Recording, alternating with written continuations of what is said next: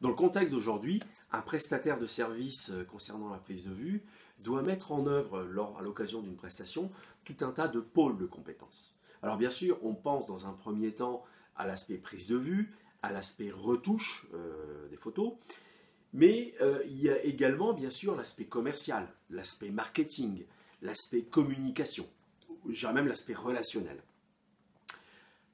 Donc finalement, tu dois déployer un ensemble de compétences lors d'une prestation, mais la difficulté, c'est de bien comprendre comment ces différents pôles de compétences vont s'imbriquer, vont interagir entre elles. Et cette méconnaissance, finalement, peut amener à faire des erreurs qui peuvent justement même compromettre l'opportunité d'une prestation. Au contraire, de connaître un petit peu ces règles induites peut amener non seulement à concrétiser cette opportunité, mais j'allais dire même à rebondir dessus. C'est-à-dire d'une opportunité, développer un partenariat. D'une opportunité, développer un réseau. Parce que nous, ce que l'on cherche, c'est l'efficacité. Nous, ce que l'on cherche, c'est les 20% d'actions qui vont amener 80% de résultats. Donc, les principales erreurs que l'on observe lorsqu'on est débutant, et je les ai faites, mais aussi lorsqu'on est moins débutant, finalement, c'est surtout 3 choses. Enfin, 4 choses en fait. C'est très vite de se mettre à parler de soi, c'est-à-dire de parler technique photo pure, d'expliquer comment on est tombé amoureux de sa marque photo préférée, de dire quel jour on a acheté son boîtier, est-ce que c'était en promotion ou pas, etc. De très vite parler de logiciels photo. Ça, c'est la première erreur. Deuxième erreur, j'allais dire même de mal cerner finalement le périmètre de la prestation. Troisième erreur, c'est de ne pas savoir quand et débute où termine une prestation. Ça c'est des erreurs types. Et la quatrième erreur, justement, c'est lorsqu'on est contacté par un prospect, de ne pas qualifier le prospect en question. C'est-à-dire, lorsque tu es contacté, tu vas vite te rendre compte que, bien sûr, sur cette quantité de personnes qui te contactent, ou qui te recontactent suite à une démarche de prospection de ta part, en réalité, une minorité va se transformer en client potentiel. Mais justement, lorsque tu es contacté, la première chose à faire, c'est de chercher à qualifier le client. C'est-à-dire, finalement, le but du jeu, c'est de ne pas dépenser beaucoup de temps et beaucoup d'énergie en initiant un échange avec un prospect qui va déboucher sur rien et qui ne débouchera jamais sur rien. Parce que là, c'est finalement offrir de la valeur pour rien.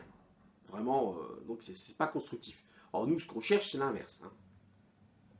Donc au départ, lorsque tu es contacté par un prospect, c'est de vraiment chercher à savoir si ce prospect se projette un petit peu dans un futur proche. C'est-à-dire, tu cherches à le faire parler, tu vas chercher à le faire parler. Est-ce que, si la collaboration se fait, ce sera dans quel cadre, dans quel délai, avec quel budget. Enfin, tu essayes de le faire parler au fur et à mesure qu'il te donne des infos, tu lui poses d'autres questions, etc. etc. Un point essentiel aussi à bien qualifier, c'est de savoir si la personne qui te contacte, est-ce qu'elle-même est-ce qu'elle est donneur d'ordre en termes de budget? Est-ce qu'elle-même elle a le pouvoir d'attribuer un budget? Enfin, là, je parle surtout en ce qui concerne les entreprises ou organismes étatiques. Est-ce qu'elle a un pouvoir? La personne qui te contacte, est-ce qu'elle a un pouvoir décisionnel? C'est très important.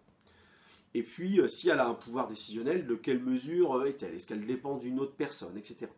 Et tout ça va t'aider finalement déjà à savoir si ça vaut le coup que tu t'investisses dans ce premier contact. Bon, une fois cette première étape passée, toi, ton rôle, la première phase de la prestation va consister à établir une relation client-prestataire. Et donc, toi, dans un premier temps, ça va non pas être de parler technique, comme je disais tout à l'heure, mais de te centrer sur ton client. C'est-à-dire de chercher à comprendre qui il est, quelle est son histoire. Alors tout ça, c'est très important. d'initier cette relation constructive, hein, client-prestataire. Parce que justement, l'une des clés essentielles qu'il faut comprendre et vraiment assimiler, hein, c'est que, en fin de compte, la valeur de ton travail va se situer dans la tête de ton client et non pas dans ta tête à toi. Même si toi, tu es persuadé d'avoir fait une super prestation, d'avoir livré de super photos, si le client n'en est pas convaincu lui-même, j'allais dire, tout ça c'est remis en cause. Hein. Donc toi, encore une fois, c'est pour ça que tu dois te concentrer sur l'élaboration, sur la construction d'un climat constructif. Ça, c'est essentiel. Parce que si le client se sent écouté, compris, déjà, tu as un pas essentiel qui a été fait. Alors aussi, d'établir comme ça un climat constructif, c'est très important parce que ça aussi, ça va te distinguer par rapport à tes concurrents. Parce que si la plupart de tes concurrents n'ont pas cette conscience, déjà, tu comprends bien que déjà, là, il y a un tri qui s'opère. Parce que le ressenti par ton client sera radicalement différent. Entre toi qui cherche vraiment à être à son écoute, qui va essayer de comprendre quelle est sa problématique, et puis d'autres prestataires qui vont tout de suite, de but en blanc, chercher à lui envoyer un devis, tu vois, le ressenti est radicalement différent. Et encore une fois, c'est vrai que pour moi, les prestations photos, j'allais dire, de toute façon, c'est toujours plus ou moins des prestations sur mesure, hein, et ça nécessite vraiment une grande capacité sociale, une capacité d'écoute, une capacité d'interaction, une capacité d'empathie importante. Donc déjà là, tu as déjà un axe pour te démarquer. Et j'allais dire, cet effort que tu vas fournir pour essayer d'être à l'écoute de ton client, ça va consister en soi une première étape de l'expérience que tu vas faire vivre à ton client.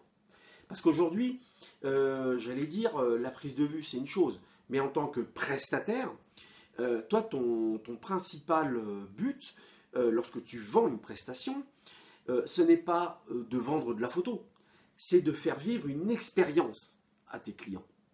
Et ça, encore une fois, c'est essentiel, c'est primordial. Alors pourquoi c'est essentiel ? Parce qu'aujourd'hui, tu vois, toutes les compétences techniques que tu as, en réalité, il y aura toujours au moins un concurrent qui possédera aussi ces compétences, voire même qui sera plus compétent que toi. Mais par contre, ce qui pourra être très très très difficilement imitable par un de tes concurrents, c'est l'expérience que tu procures à tes clients. Tu vois, c'est pour ça que c'est vraiment essentiel. Et c'est vrai qu'aujourd'hui, moi c'est ça que je reproche un petit peu, comment dirais-je, à tous les revues, à tous les sites dédiés photos, c'est de se concentrer sur la montée en bruit, quelle est la montée en bruit à 100 000 ISO de tel ou tel boîtier, si on les met en comparaison, quel est le... Non mais attends, moi j'hallucine parce que c'est pas du tout ça la photo. La photo, c'est l'expérience que tu fais vivre à tes clients. Et même si ça ne fait pas plaisir, tu vois, nous on est passionnés de photos, donc voilà, on aurait envie de parler des heures de technique photo, de boîtier photo, qu'est-ce qu'ils permettent, machin bidule, qu'est-ce qu'ils permettent pas, tu vois. On aimerait s'étendre à l'infini là-dessus. Mais ton client, lui, il n'en a rien à foutre. Regarde, je ne sais pas si tu as une maison, si tu fais appel à un couvreur, t'en as rien à cirer qui t'explique quelle est la composition là, de la terre qui a servi à faire les tuiles du tout, comment dirais-je, que tu vas remettre sur ton toit. T'en fous de tout ça. Toi, ce que tu veux, c'est une solution à un problème. Le toit qui fuit, les tuiles qui se cassent la gueule parce que trop ancien. Tu veux une solution à ça, tu vois. Et si tu intègres ça, et si tu te souviens, j'allais dire, ce que tu as ressenti au travers un prestataire où tu as eu le sentiment d'être écouté, et bien là, tu as les clés, en fin de compte, pour faire de la prestation photo. Tu vois ? Donc, tu vois, nous, notre but, ton but à toi, ça va être de raisonner en termes de parcours client. Alors, je te parlais là de créer un climat d'échange constructif.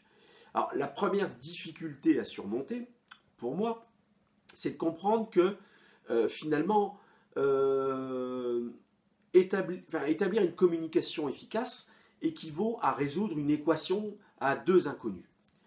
Tu as d'un côté le client qui a du mal à exprimer finalement sa problématique et l'étendue de sa problématique, des problèmes à résoudre.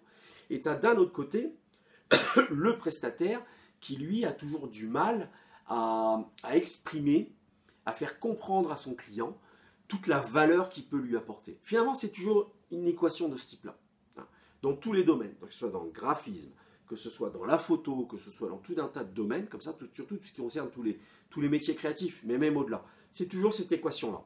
Le client qui a du mal finalement à vraiment exprimer les véritables enjeux de sa problématique, parce que parfois il peut venir vers toi en t'exposant un problème, mais en réalité ce problème cache un autre problème plus important, qu'il va avoir du mal à exprimer.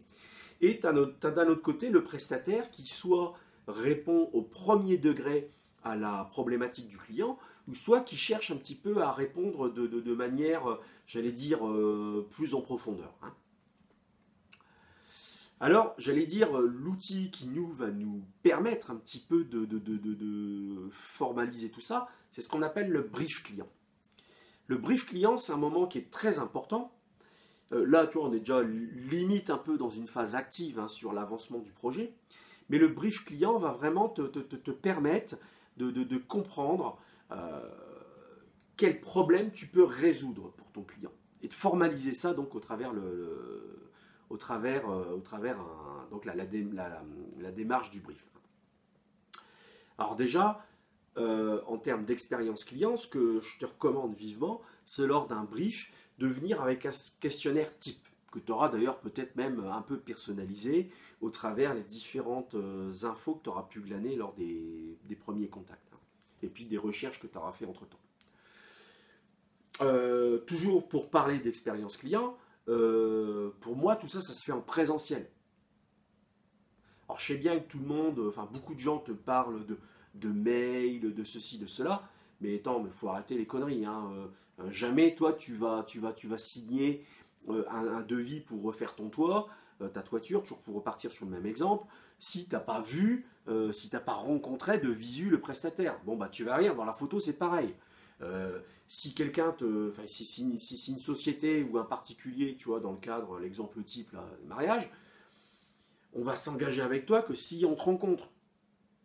C'est très important. Encore une fois, nous, la photo, c'est pas un métier virtuel, c'est un métier social, c'est un métier de contact. Donc, à un moment donné, il faut arrêter de miser sur Internet, sur les coups de téléphone. Ça, c'est bon dans les premiers temps. Mais très vite, il faut passer dans la phase concrète. Il faut passer dans le présentiel, dans la rencontre. Comme je dis toujours, on en sait toujours plus sur une personne lorsqu'on discute 5 minutes avec elle de la pluie et du beau temps qu'en échangeant 50 mails. Et bien là, c'est pareil. Donc là, il faut être dans le présentiel. Et le jour où tu vas faire ta séance de brief, c'est toi qui te déplaces, dans le cadre d'une entreprise, et parce que le fait de se déplacer sur place, ça peut tout de suite te permettre aussi de te rendre compte de certaines choses, de connaître un petit peu le terrain, voilà. De venir avec un questionnaire client, ça fait toujours plus sérieux parce que la personne elle va être rassurée. Et il faut vraiment avoir présent à l'esprit dans toutes les étapes d'avancement du projet que ton client a besoin d'être rassuré. Et donc le fait d'avoir face à soi un interlocuteur qui a préparé l'entretien, qui a un questionnaire, je t'assure que ça a un grand pouvoir. Tu vois, c'est tout con, mais voilà, moi pour l'avoir vécu, vérifié, tout ce que tu veux, dans les deux sens d'ailleurs, c'est vraiment très rassurant. Pareil, toujours pour parler d'expérience client, à l'issue du brief, ce que je te recommande, c'est de remettre un mémo à ton client, c'est-à-dire de partager avec lui ce que tu as relevé de sa problématique. Alors je dis à l'issue du brief, mais ça peut être, j'allais dire, le soir même ou le lendemain, tu vois, mais pas plus de 24 heures. Tu partages avec lui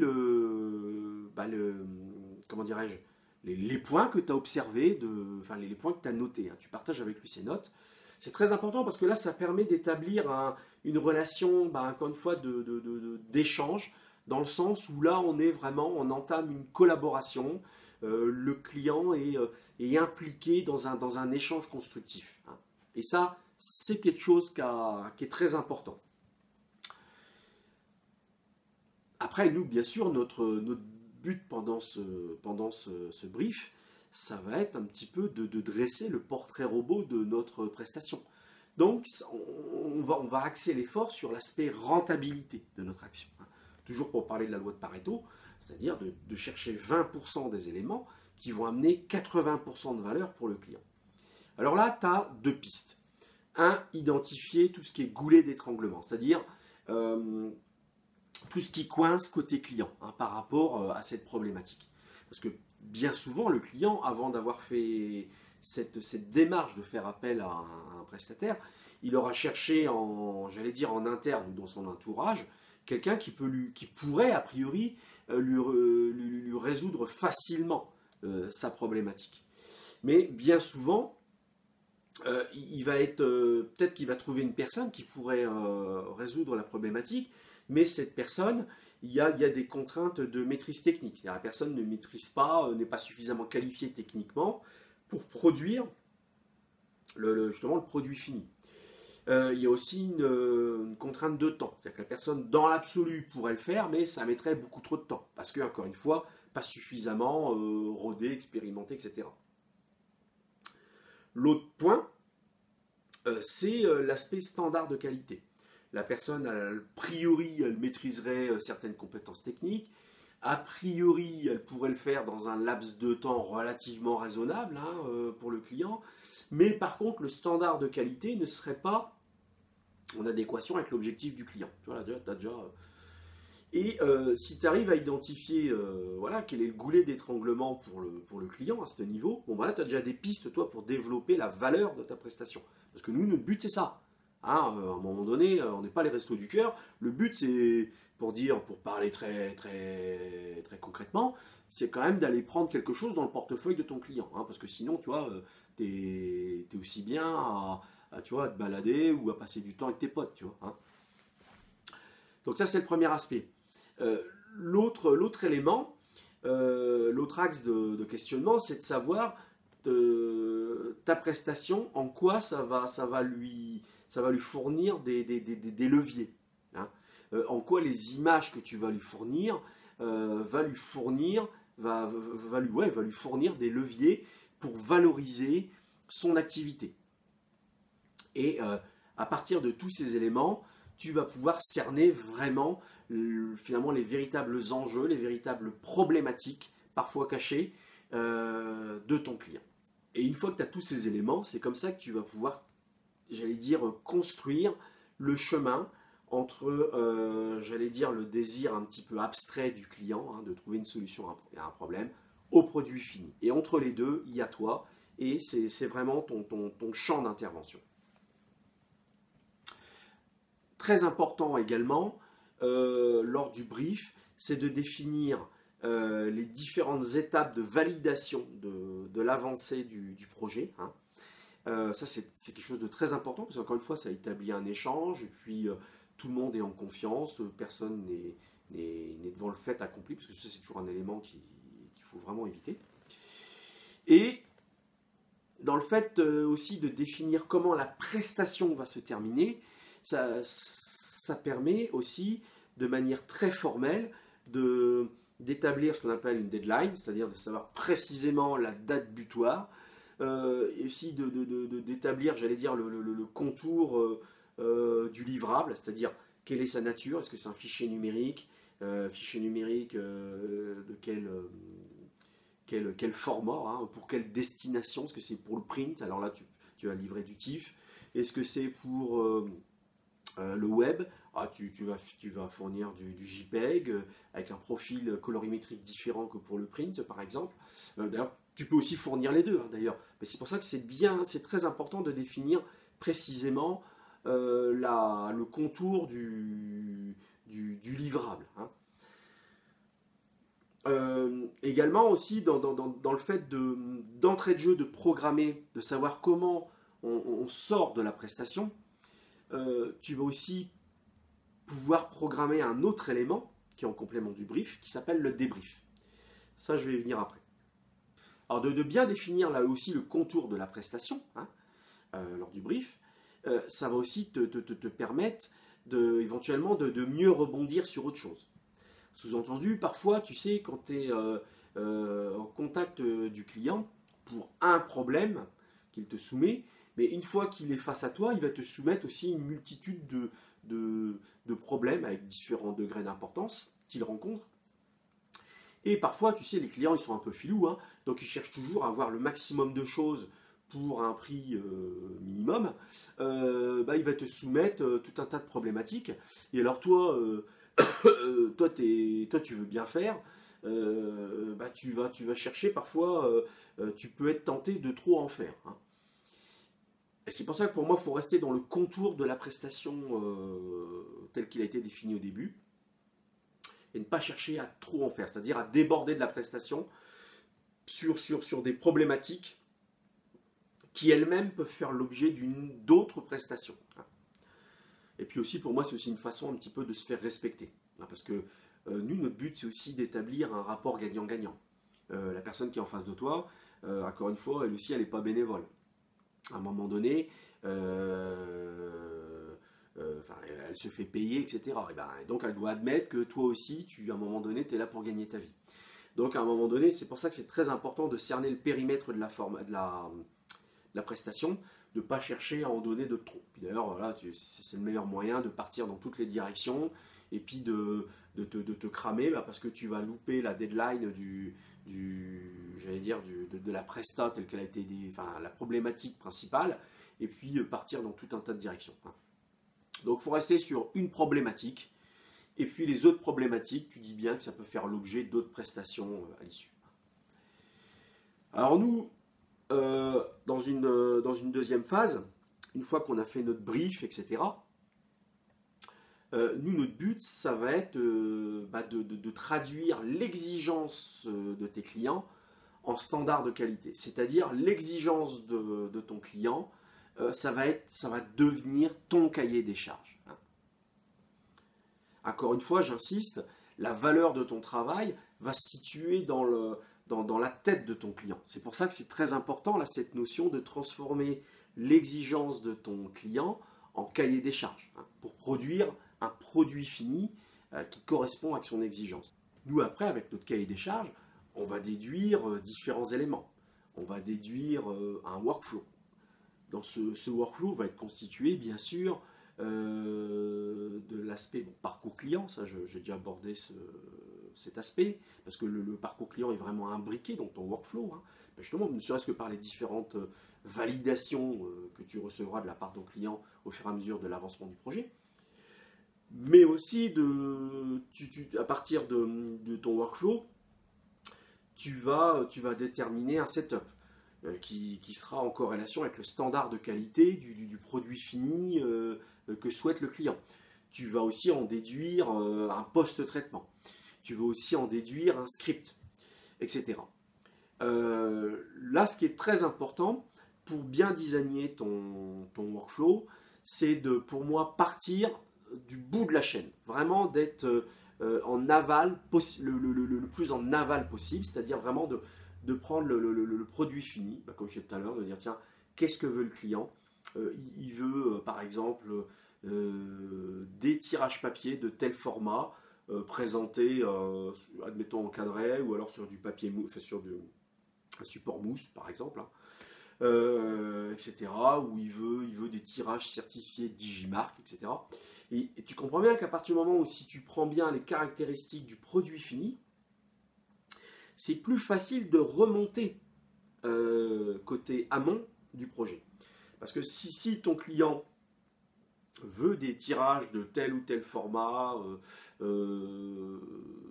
présentant telle ou telle caractéristique technique, ça va être plus facile à partir de cet élément-là de déduire un setup. Mais l'inverse, c'est moins évident. Donc vraiment partir du produit fini, tu vois, d'où encore une fois l'importance de bien le définir lors du brief et de remonter les étapes. Parce qu'à partir de ton produit fini, ça va être facile de déduire un post-traitement. En amont du post-traitement, ça va être facile de déduire un setup, etc.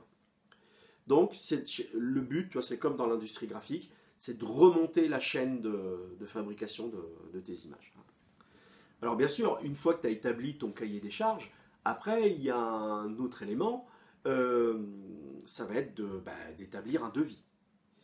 Alors ton devis finalement, il va falloir, je te conseille fortement de l'établir sur la règle de la valeur perçue. C'est-à-dire que toi dans ton devis, tu vas mettre tu vas l'axer, tu vas le rédiger pour faire comprendre, pour faire ressentir la valeur que tu vas apporter à ton client. On parle de valeur perçue, parce que ça, encore une fois, c'est dans la tête de ton client.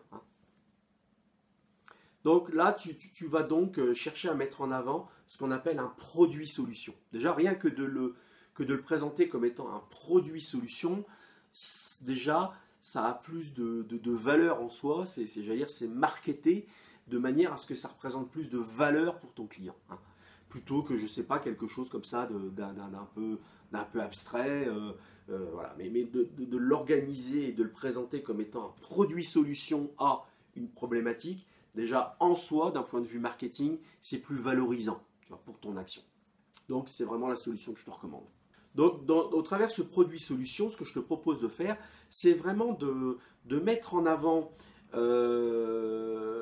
dans toutes les compétences dont tu disposes, les éléments qui sont en corrélation avec la problématique de ton client. C'est-à-dire que toi, tu maîtrises tout un tas de compétences, et dans ces compétences, il y a des éléments, il y a des compétences qui vont intéresser plus particulièrement ton client, parce que ces compétences sont en rapport avec sa problématique. Et j'allais dire, le trait d'union entre les deux, c'est la valeur perçue, tu vois, c'est la valorisation de ton savoir-faire. Alors bien sûr, une fois que la prestation a été effectuée, comme lors du brief, on a convenu avec le client comment se terminer la prestation, à quel moment on allait livrer le produit fini. Bon, ça, encore une fois, pour moi, ça peut se faire qu'en présentiel. Là, il faut oublier les colis recommandés, soi-disant pour gagner du temps, machin. Non, il faut que ça soit en présentiel. C'est très important. Et pourquoi ? Parce qu'encore une fois, on est dans une démarche de construction d'une relation client. Parce que c'est ça, en fait, toi, qui va te permettre de rebondir sur d'autres prestations ou sur des recommandations. Donc, lorsque tu présentes le produit fini, c'est aussi le moment de faire un débrief rapide, éventuellement rapide. Ça peut être aussi pour toi l'occasion, vu que je suis sûr que tu auras fait du bon taf, de demander au client si tu peux faire mention de cette collaboration sur tes différents supports de communication. Puisque tu as fait du bon taf, il n'aura rien à te refuser, et ça sera aussi le moment, puisqu'il est super content, d'évoquer les autres problématiques qu'il avait évoquées avec toi, et où toi tu lui avais dit que ça pouvait faire l'objet d'autres prestations. Lorsque tu présentes ton produit fini, ça peut aussi être le moment de lui demander le numéro de téléphone ou l'email qui va bien là du décideur de telle ou telle autre boîte, tu vois. Et ça peut se faire naturellement si c'est du présentiel.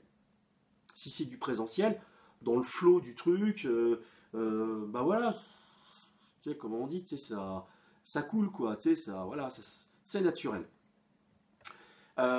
Et aussi, pourquoi pas, tu peux aussi demander à ton client, suivant la relation que tu auras bâtie avec lui, encore une fois, pourquoi pas de te recommander. C'est-à-dire, sur ton site, sur ta page Facebook ou sur tes supports papier, tes supports de com, de mettre un témoignage client. C'est une phrase, point barre, un témoignage client. Mais ça, tu vois, ça peut t'amener à rebondir sur pas mal de choses. Alors justement, sur le fait de rebondir, c'est là où, en tant encore une fois, que photographe qui évolue dans un monde d'abondance numérique, c'est là où il faut être un peu filou, un peu opportuniste, dans le bon sens du terme. D'ailleurs, je te disais que dans une prestation, il faut établir un rapport gagnant-gagnant. Justement, dans le cadre de cette prestation, ça peut être intéressant aussi d'avoir une réflexion sur le type de monnaie que tu échanges à l'occasion de cette prestation. Sous-entendu, bah, encore une fois, toi, de cette prestation, tu peux te faire payer de différentes manières. Tu peux te faire payer en partie avec une monnaie fiduciaire, c'est-à-dire un chèque en gros, avec des euros, puis beaucoup de zéros. Mais tu peux aussi, l'une des monnaies que tu peux retirer de cette collaboration, c'est ce qu'on appelle de la preuve d'autorité. C'est aussi de la visibilité sur un marché. Ça peut être une zone de chalandise ou ça peut être au sein d'un secteur d'activité particulier.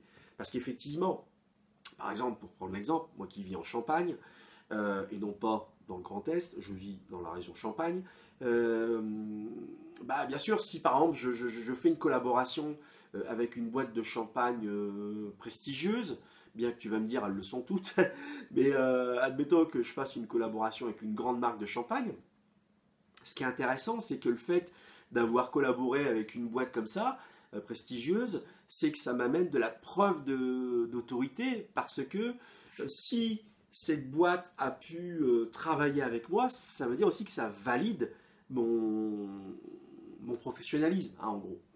Ça, j'allais dire, c'est un trésor de guerre qui est inestimable, ça. Et donc, cette preuve d'autorité peut déboucher sur une visibilité sur un secteur d'activité, admettons les boîtes de champagne, et ou un secteur géographique. Sous-entendu, si je travaille pour la plus grande boîte de champagne, donc admettons Moët & Chandon pour ne pas la nommer, bah, évidemment que ça m'amène une visibilité sur tout le bassin champenois, c'est-à-dire Épernay, Reims et Châlons en Champagne, auprès de tout un tas d'entreprises diverses et variées. Ça m'amène, tu vois, une visibilité, tu vois, et ça aussi, ça n'a pas de valeur. Hein. Tout de suite, quand tu contactes des gens et tu fais c'est-à-dire des boîtes ou des services étatiques et tu peux faire mention d'une collaboration de ce type, bah, automatiquement, déjà, tu vois, voilà, tu es perçu différemment. D'ailleurs, c'est pour ça que, j'en parle d'expérience, que beaucoup de prestataires divers et variés cherchent absolument à travailler avec justement par exemple des boîtes de champagne prestigieuses. Bah, parce que automatiquement, même si voilà, enfin, on ne connaît pas la nature du contrat qu'a scellé la collaboration, mais en tous les cas, cette collaboration leur a apporté, j'allais dire, bien plus que le montant de la facture, tu vois, de la prestation en question. Donc voilà, ça c'est intéressant d'avoir une réflexion là-dessus, d'avoir toujours un petit côté un peu opportuniste, de dire tiens, vers quoi ça peut m'amener à rebondir dans le cadre de développer du réseau. Hein. Et puis justement, comme je disais tout à l'heure, lors du débrief, c'est le moment aussi de demander des contacts ou des recommandations. Hein. Alors là, donc, tu as vu cette vidéo, donc, je l'ai axée sur deux axes principaux. Donc la qualité de l'échange avec le prestataire, hein, parce que ça c'est essentiel. Comme je l'ai dit tout à l'heure, finalement, c'est un élément hyper important de la construction de ta marque. Et l'autre point de vue, toujours l'axe d'effort, j'en parle assez souvent, c'est d'avoir en tête la qualité du produit fini. Hein.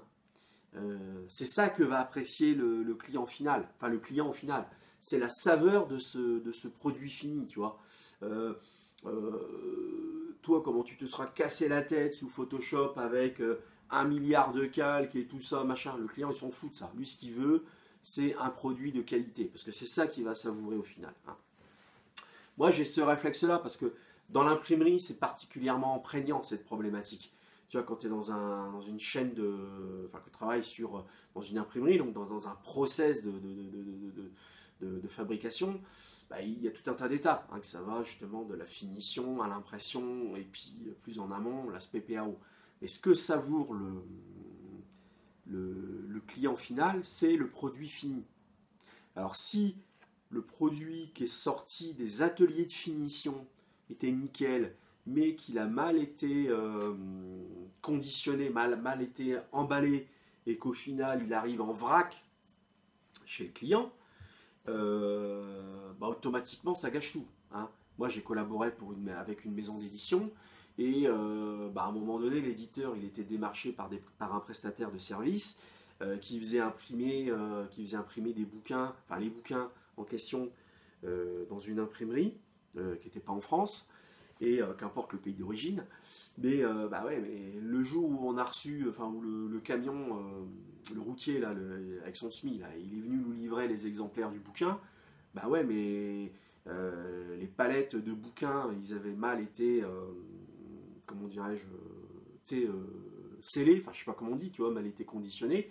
Et finalement, au cours du transport, les palettes, les bouquins, ils sont carrément cassés la gueule. Donc en fait, quand on a ouvert les portes à l'arrière, imagine, je sais pas, comme si, je sais pas, des bibliothèques s'étaient cassé la gueule, quoi. Bon, alors donc le produit fini, bah, j'allais dire, enfin, le ressenti déjà était, en termes d'expérience client, était bah, nul, archi nul, tu vois. Et puis, bah, il y avait beaucoup de déchets. Donc, tu vois, pour te dire que chaque détail a son importance. Hein. Il faut vraiment apporter un soin lors de la présentation de tes tirages papier, hein, la façon dont tu les présentes, tout a de l'importance, je t'assure. Hein. Et justement, particulièrement dans les derniers maillons de la chaîne. Hein, parce qu'il suffit d'un tirage papier avec ce qu'on appelle un croissant. Si t'es pas imprimeur, c'est pas évident pour moi de t'expliquer ça. Une espèce de pliure dans le papier, là, en forme de croissant. Bon, bah ça, c'est des trucs qui tuent, tu vois. D'ailleurs, tiens, ça me vient à l'idée, toujours pareil, tu vois, en termes de parcours client, et toujours pour être opportuniste, quand bien même ton client ne t'a pas commandé de tirage papier, ça peut toujours être intéressant de ta part de lui fournir ne serait-ce qu'une image au format 30-40 dans un cadre avec ta signature. Ça peut toujours être intéressant de lui fournir ce tirage parce qu'automatiquement, il ne va pas le jeter vu que ça représente soit des produits, soit des locaux, tu vois, de l'entreprise en question. Et il va automatiquement mettre ça à un moment donné, je sais pas, soit dans le bureau du boss, soit tu vois, un endroit en vue, tu vois. Et là, tu vois, là déjà, encore une fois, il y a une espèce de valorisation, une forme de publicité, tu vois, de grosse hacking, comme disent certains, de ton activité. Donc finalement, pour conclure, je dirais que lorsque tu définis ta prestation, tu dois en permanence avoir une seule question. C'est la question de savoir comment j'apporte le maximum de valeur à mon client. Bah écoute, j'espère que comme d'hab, cette vidéo va te donner des pistes de réflexion, va te permettre d'avancer hein, sur ton chemin à toi. Et puis, bah, comme d'hab, n'hésite pas à partager, liker, et puis nous, on se dit à bientôt dans une prochaine vidéo. Allez, salut!